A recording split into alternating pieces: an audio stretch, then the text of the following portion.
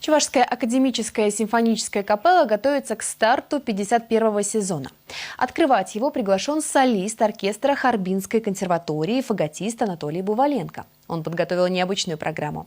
Яркими номерами готова удивить и капелла. На репетиции сегодня побывала моя коллега Наталья Егорова.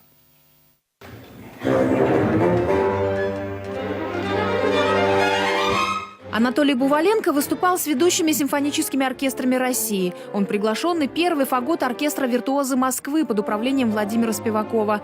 Сетует, нечасто фаготу удается солировать на больших сценах, поэтому очень рад приглашению чувашской капеллы.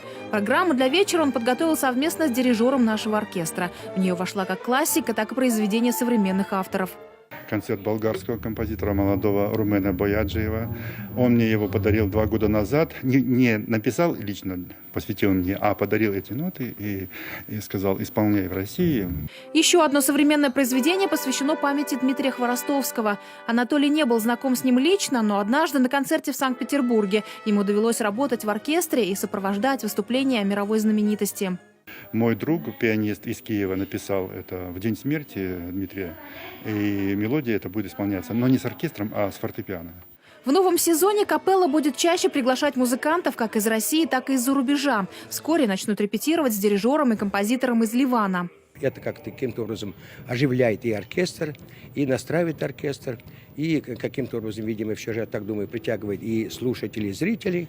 Из крупных событий наступающего сезона также празднование столетия выдающегося чувашского композитора Геннадия Воробьева и участие в съезде композиторов республики в декабре.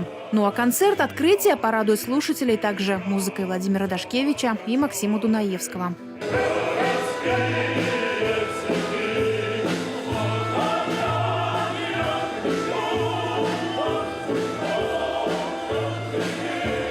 Наталья Егорова, Виктор Степанов, Вести Чувашия.